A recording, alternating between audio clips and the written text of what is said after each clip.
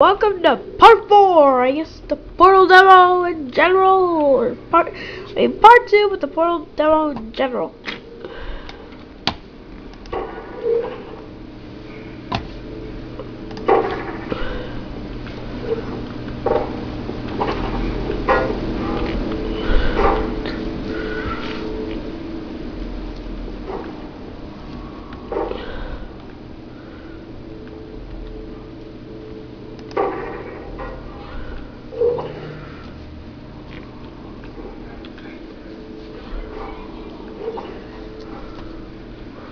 Whatever, I can't even get her to scream. And heck, the screams were reused from Half-Life 2, so why should I care?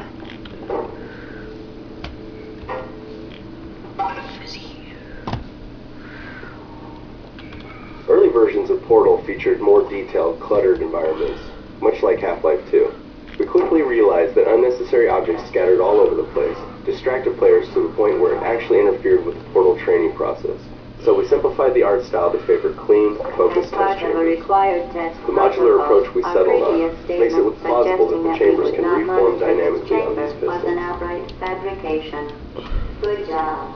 As part of our required test protocol, we will start enhancing the in 3, 2. It's a static buzzing noise. It's not one. It's a static buzzing noise. Yeah, it's.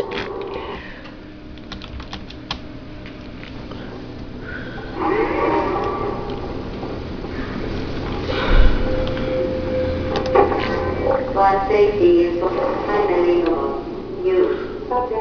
To make puzzles deeper than just teleporting to the exit, we had to include surfaces that won't hold a portal, which are formally introduced here.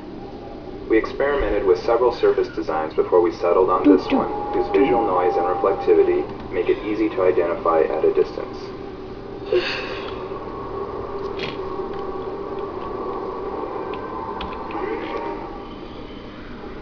Warning devices are required on all mobile equipment. However, alarms and flashing hazard lights have been found to agitate a high-energy filament and have therefore been disabled for your safety. Good. Now use the aperture sight on stationary scaffold to reach the chamber lock.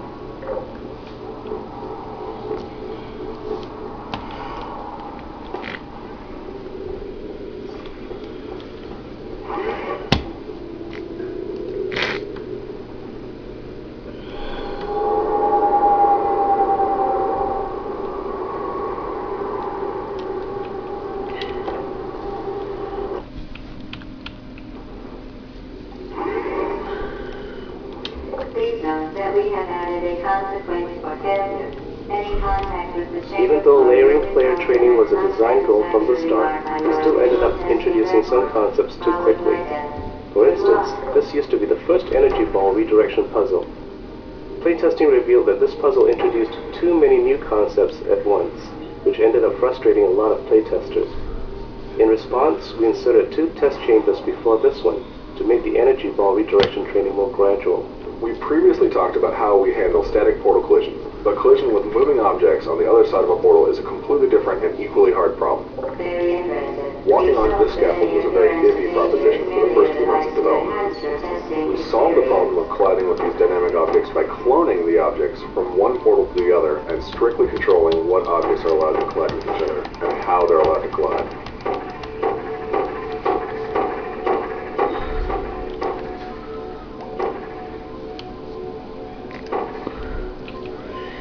The orange box version, if you enter the code, up, down, left, right, up, down, left, right, for match sure frame. Are you shooting portals anyway? Or no, down B-A-B-Y, down B-A-B-Y. A box would appear on the orange box version. And it would totally bug out the level. Is it possible? Make no attempt to solve it. Which is a lie, it is possible. For the first few months of development, we rendered the views through portals to 2 off-screen textures. This approach was easy to implement and was compatible with a wide range of graphics hardware. Unfortunately, this method was incompatible with anti-aliasing and consumed a large amount of video memory in order to handle recursive views through several portals. Because of these disadvantages, we switched to a system which renders portal views recursively into the frame buffer with the aid of the stencil buffer to isolate pixels corresponding to a given portal. This is a more effective scheme because it is compatible with anti-aliasing and does not consume any additional video memory for off-screen textures. In an atmosphere of extreme pessimism.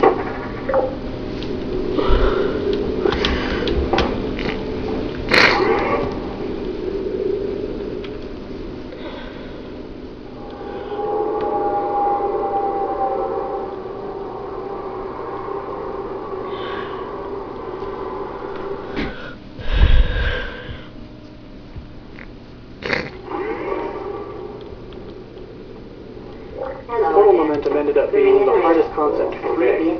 For this series of puzzles, which went through more design iterations than virtually any other part of the game, we introduced the idea of redirecting your momentum using portals, slowly, step by step.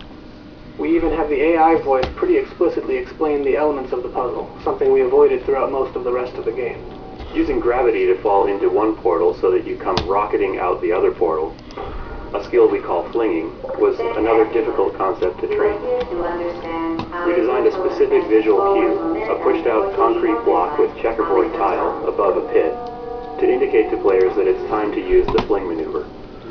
Repeated several times, this cue helps players associate pushed-out concrete slabs with flinging, in much the same way that players learn to associate cubes with buttons.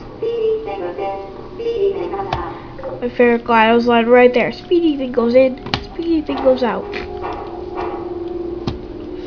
So what's your favorite course? Mine's a curiosity core. I don't know why.